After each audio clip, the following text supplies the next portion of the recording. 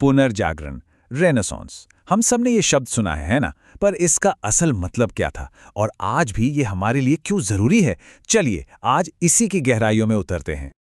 तो जैसे ही रेनेसांस शब्द सुनते हैं, अक्सर क्या ख्याल आता है? शायद लियोनार्डो दा विंची जैसे महान कलाकारों का, या फिर बहुत ही शानदार इमारतों का। और ऐसा लगता है मानव सभ्यता ने अचानक एक बहुत बड़ी छलांग लगा दी हो। हाँ बिल्कुल। हम फ्लोरेंस में बने ब्रुनेलेस्की के डोम जैसी कमाल की चीजों के बारे में सोचते हैं।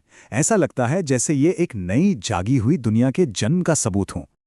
लेकिन क्या कहानी बस इतनी ही है, या इस पूरी चमक दमक के पीछे कुछ और भी छिपा है? चलिए आज इसी सवाल का जवाब ढूंढते हैं। तो सबसे पहले चलिए इसी आइडिया को समझते हैं। ये जो पुनर्जागरण यानी रीबर्थ वाला कॉन्सेप्ट है, ये आया कहाँ से?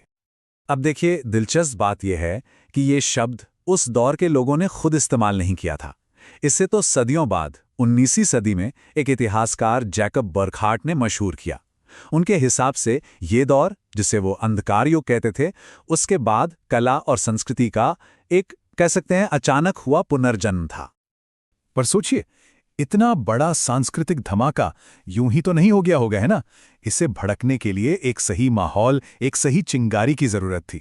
और वो चिंगारी वो मिली इटली के शहरों में। हुआ ये कि रोमन साम्राज्य के खत्म होने के बाद जहां बाकी का पूरा यूरोप बड़े बड़े सामंती साम्राज्यों के नीचे था, वहीं इटली का नज़ारा कुछ अलग था। वो कई छोटे छोटे आज़ाद और बहुत ही एक्टिव नगर राज्यों में बटा हुआ था। और यही शहर ये व्यापार और दौलत के बहुत बड़े सेंटर बन गए। यहाँ की कमान किसी राजा या सामंत के हाथ में नहीं थी, बल्कि अमीर व्यापारियों और बैंकरों के हाथ में थी। और इसी वजह से वहाँ एक बिल्कुल नई तरह की शहरी सोच और गर्व की भावना पैदा हुई। तो सोचिए, इन अमीर शहरों में पैसा था, एक नया आत्मविश्वास था, पर एक और चीज थी जिसने सब कुछ बदल कर रख दिया। वो था एक नया, एक बिल्कुल क्रांतिकारी आइडिया। इसे हम जानते हैं मानवतावाद या ह्यूमनिज्म के नाम से। ये एक ऐसा सांस्कृतिक आंदोलन था जिसने फोकस को बदला। मतलब ध्यान चर्च और मरने के बाद की दुनिया से हटाकर खुद इंसान की काबिलियत और इसी दुनिया में वो क्या कुछ हासिल कर सकता है, इस पर लाया गया। पिकोडेला, मिरांडोला जैसे थिंकर्स ने ये आइडिया सामने रखा कि इंसानों में एक अलग ही बात है, एक खास गरिमा है।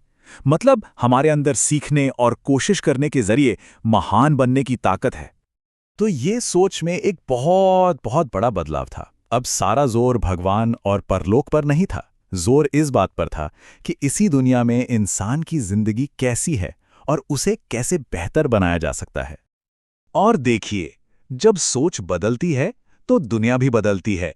इस एक नए विचार ने कला, विज्ञान, टेक्नोलॉजी, हर चीज में एक ऐसी क्रांति ला दी जिसका असर आज भी हमें दिखता है। कला और आर्किटेक्चर में पुरानी रोमन स्टाइल की वापसी हुई।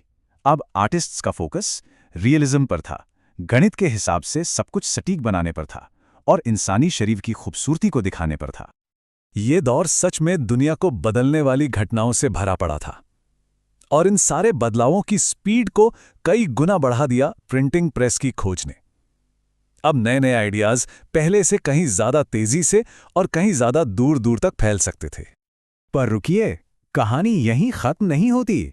ये नए विचार सिर्फ कला और किताबों तक ही नहीं रुके। बहुत जल्द इन्होंने यूरोप की सबसे बड़ी ताकत यानी चर्च को सीधी टक्कर दे दी। हुआ यूं कि जब लोगों ने, खासकर उत्तरी यूरोप में, धार्मिक किताबों को खुद पढ़ना और समझना शुरू किया, तो उन्होंने चर्च के काम करने के तरीकों पर और उसकी बेशुमार दौलत पर सवाल उठाने शुरू कर दिए। और इसी सब का नतीजा था प्रोटेस्टेंट रिफॉर्मेशन।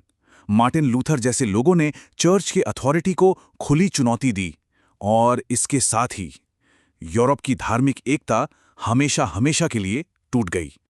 तो चलिए अब घूमकर अपने पहले सवाल पर वापस आते हैं। क्या ये रेनेसा सच में एक अचानक हुआ पुनर्जन्म था और क्या ये हर किसी के लिए अच्छा था?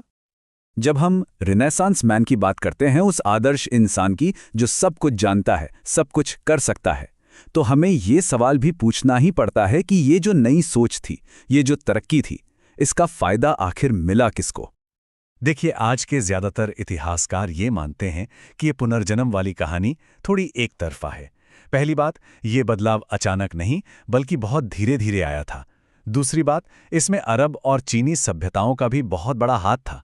और सबसे ज़रूरी बात, इसका फ़ायदा ज़्यादातर सिर्फ अमीर और ताकतवर मर्दों को ही मिला। ये हर किसी के लिए कोई सुनहरा दौर नहीं था। तो पुनर्जागरण की कहानी हमें एक बहुत जरूरी बात सिखाती है। ये दिखाती है कि कैसे पुराने ज्ञान को फिर से खोजकर भविष्य में एक क्रांति लाई जा सकती है। और ये हमें सोचने पर मजबूर करती है कि हमारे अपने अतीत में ऐसे कौन से विचार छिपे हैं जो आज हमारी दुनिया को बदलने की ताकत रखते हैं।